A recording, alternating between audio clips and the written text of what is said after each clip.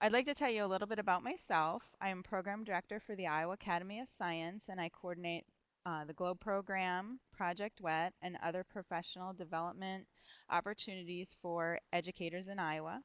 This is my 14th year with GLOBE. My science background is in field biology, mostly prairie restoration, and also in earth sciences. Being a part of GLOBE was actually a fulfillment of a career goal that I set for myself in fourth grade to work with NASA. And one of my very favorite things about the program is that GLOBE students actually get to work with NASA science while they're in K through classes. So I think that that's a really wonderful opportunity for students to be involved in real science. And that's why I do GLOBE. So what we were going to do next is just have a little time where you can all introduce yourselves. And Kristen, did you want them to do that with the chat or to go around the room? Yes. So if you could, we can do that with chat. We have quite a few people here. So if everyone can introduce themselves, say your name, where you're from, and just go ahead and chat that in. We can all see the responses up here. All at once? Yeah, all at once. Okay. Oh yeah, that's the cool thing about technology. We can all scream our name at the same time and yet uh, read it separately.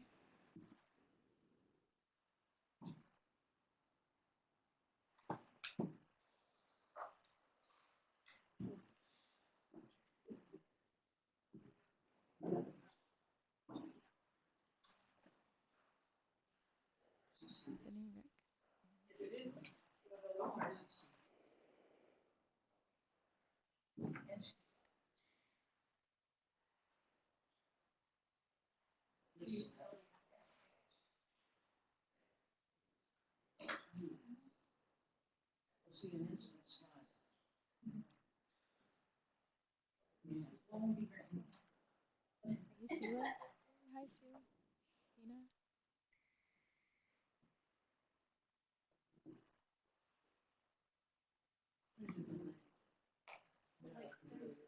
Now it's coming. The smile.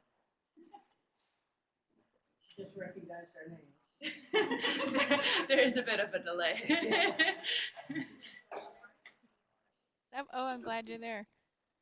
Okay, so again, Thanks if so you're much just for coming in, sharing. we're Noah. just typing our names into the chat room. Most of the computers have are connected to the webinar. Marcy, I think we have most of the people, and they can also continue to type their names in. Great. So we're in this session today to address the next generation science standards.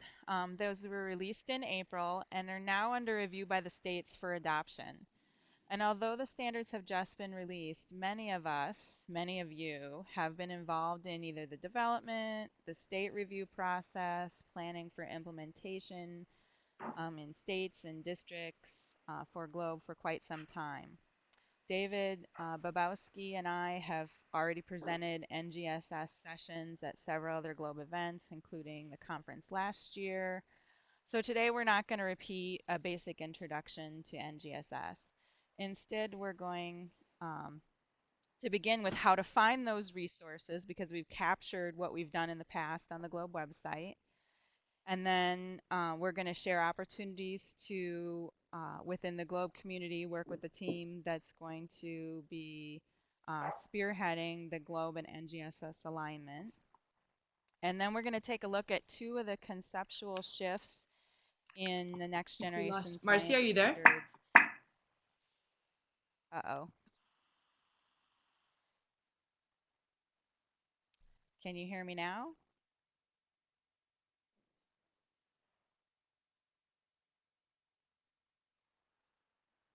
Yep, we hear you now. Can you hear me now? Okay. So I'm going to assume you lost just a little bit and go back um, to, we're going to share today opportunities for you to join the team that is connecting GLOBE and Marcy, NGSS. maybe take your.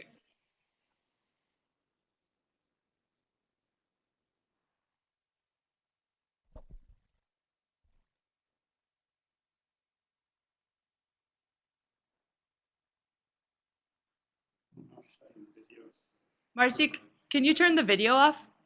That might go faster then. Yes. Can you hear me now? Okay, there you go. Yep, Okay, I a think lot the better. delay is about 2 seconds too, if that helps us out. Okay, I think I'm probably gonna repeat this. So today we're gonna share opportunities for you to join the team that'll build the alignment between Globe and NGSS. And then we're also going to take a look at two of the conceptual shifts of the next generation science standards. And with those shifts in mind, Kristen is going to lead us in a brainstorming session to get us thinking about how we can support NGSS in our workshops um, and our other teacher support.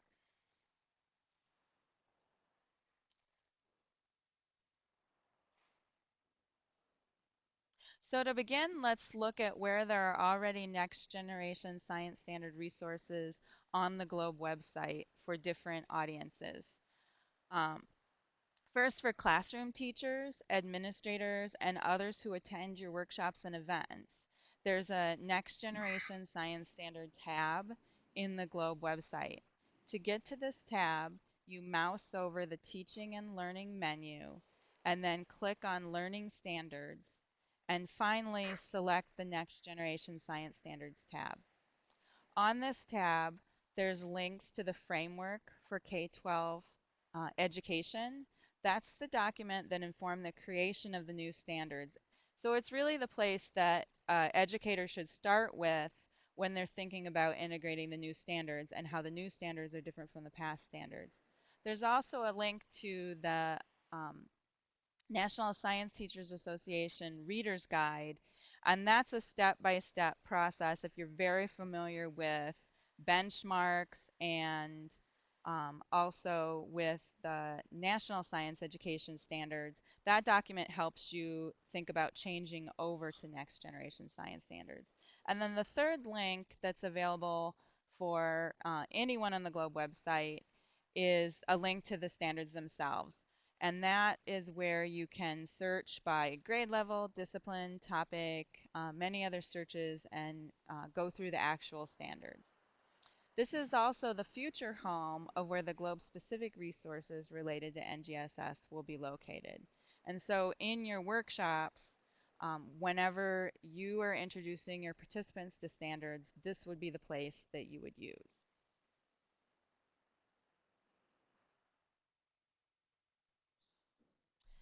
As I said, we're not going to do the 20-minute introduction to next generation science standards speech again. However, if you missed it, we recorded it. So our last webinar is available on the Globe website. And you get to that again through that teaching and learning menu, and then this time clicking on professional development resources, and then on the webinar tab where many of the Globe webinars of the past are located. And there is a specific section for next generation science standards webinars. So if you want a why did we decide to develop new standards in the first place, and where did they come from and how are they developed, then this webinar would be the thing that you would want to watch.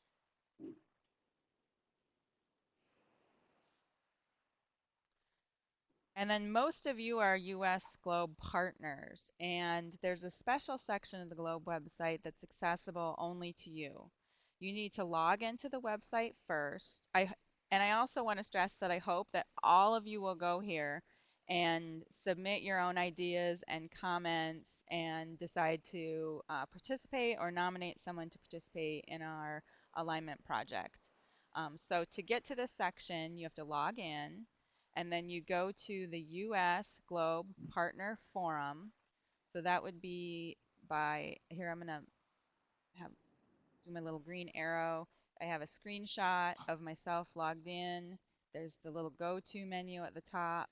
And you may have a different number of links here depending on how many communities you've joined. You're going to scroll down to US Partner Forum and click on that. And then from there, it's the second tab that is discussions. And the first category is NGSS discussions. So that's where you go to contribute information, to contribute resources about NGSS that you know about, to look at the resources that we all have available, to suggest things that ought to be moved over to that teacher section, and to learn about our alignment workshop. I just saw that in the chat someone said, is that available to non-partners? You'd have to go through a partner in order to get access to that information. It's really where we're planning what we're putting into the public part of the website. So my suggestion would be maybe talk to Kristen at the end of the session, or talk to your local partner. If you wanted to be involved in the team, then they may sign you up as a part of their partnership under the team and then grant you access to that.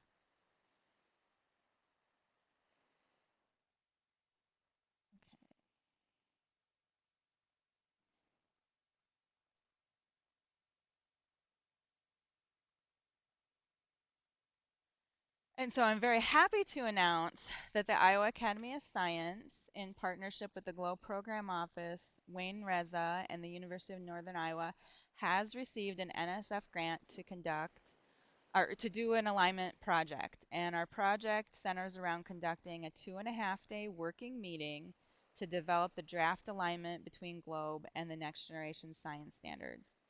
The entire project is going to include pre-webinars, and we did our first of that series about a month ago. We have another one coming up on September 11th and a third coming up on October 9th. The pre-webinars are to make people aware of the program and to recruit people to come to the team and to get members of the Globe community, whether they're going to come to the workshop or not, to help members of the Globe community become knowledgeable about the standards so that we all have a common language around Globe and the standards. It's really getting us all on the same playing field. And then during the 2.5-day workshop, we'll bring together teachers, trainers, scientists, partners, other members of the Globe community to create that draft alignment between Globe and the standards. And so what are we talking about there? We'll be looking at Globe protocols, Globe activities, and then other Globe resources, things like the elementary Globe books and their activities, the website visualization tool, the Earth Systems packet, um, any other thing in the Globe resource that could be used in a classroom by students could be a part of the alignment, could be identified as a Globe resource and made a part of the alignment. And what we'll be doing is aligning those to the student performance expectations. Those are the language of the standards. And as we do that, we're going to have to keep in mind that these students' performance expectations are a description of what the students will be assessed on, not what needs to happen, assessed on. They're not a description of what needs to happen in class in order to prepare for that assessment. We'll take a look at that later. And we also need to keep in mind that those student performance objectives integrate a science and engineering practice, a core idea, and a cross-cutting concept. So it may not be that one activity addresses all of one student performance expectation. Instead, you may need a suite of activities or a plan,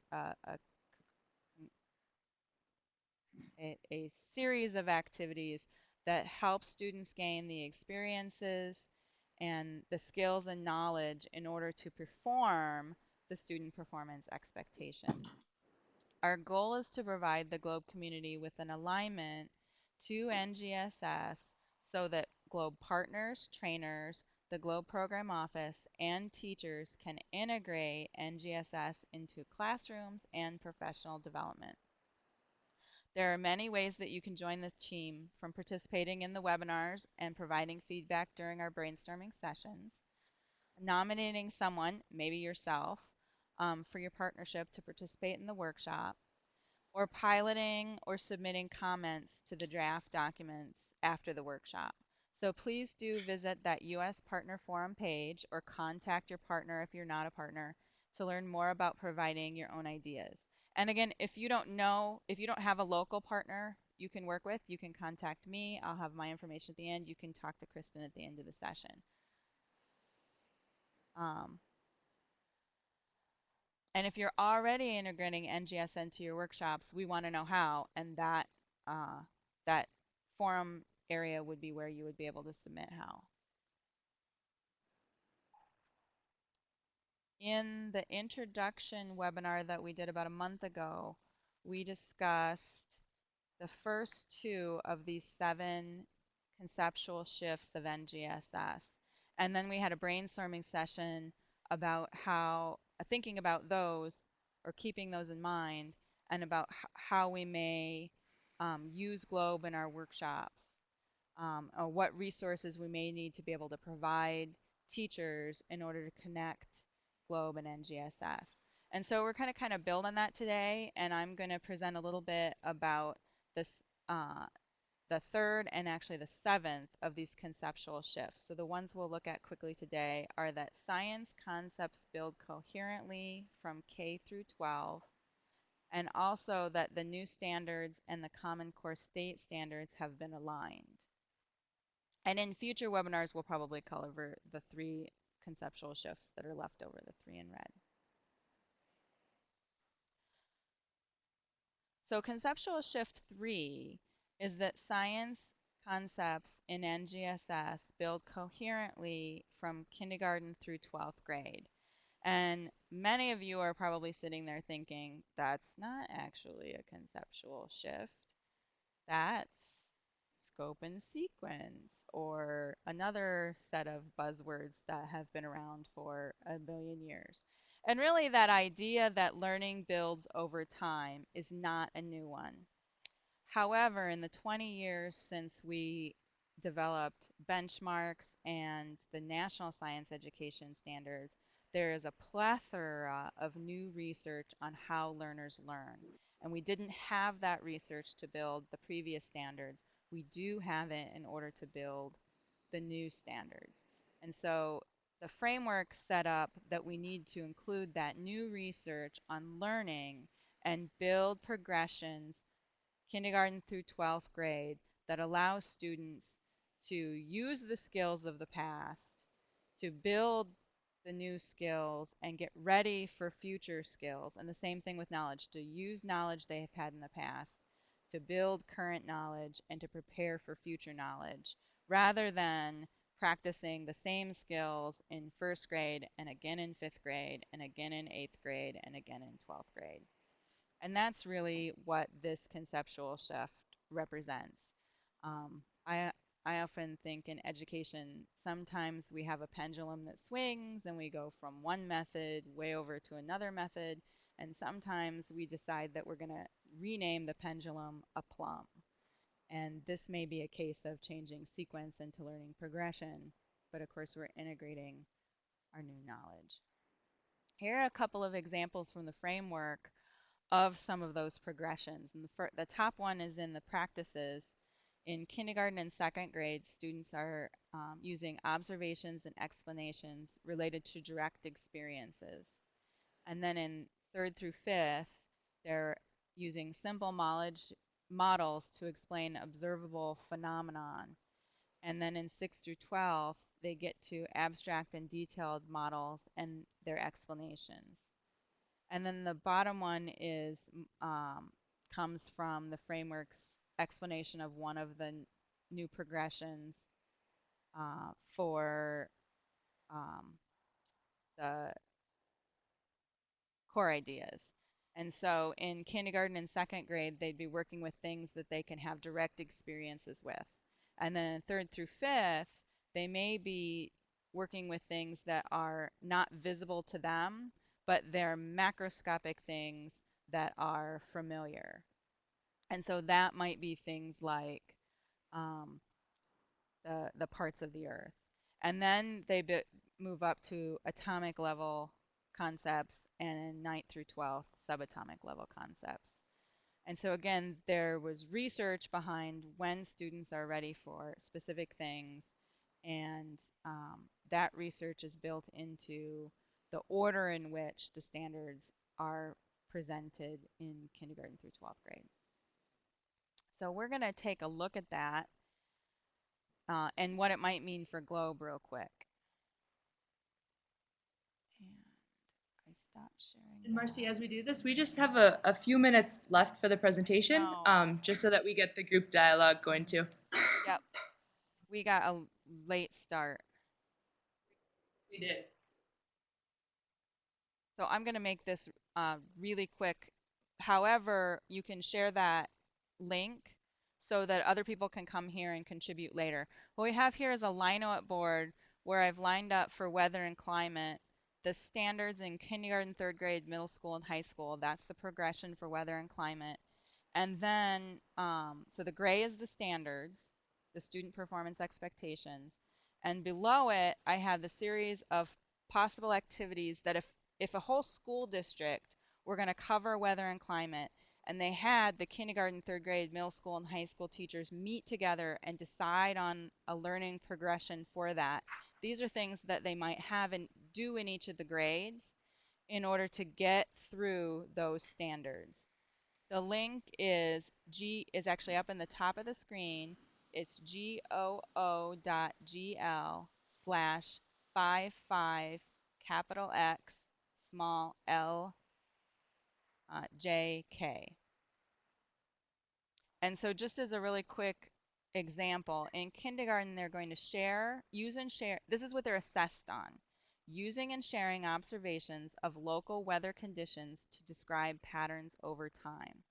And so some of the things that they might do is the observing visibility and sky cover activity from Globe, the observing, describing, and identifying clouds activity.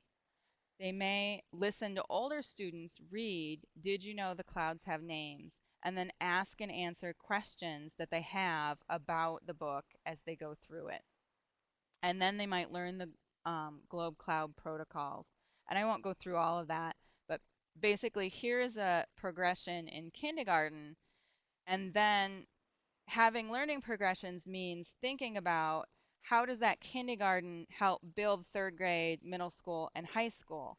And so if students in kindergarten listen to the older students reading, "Do they have clouds have names?"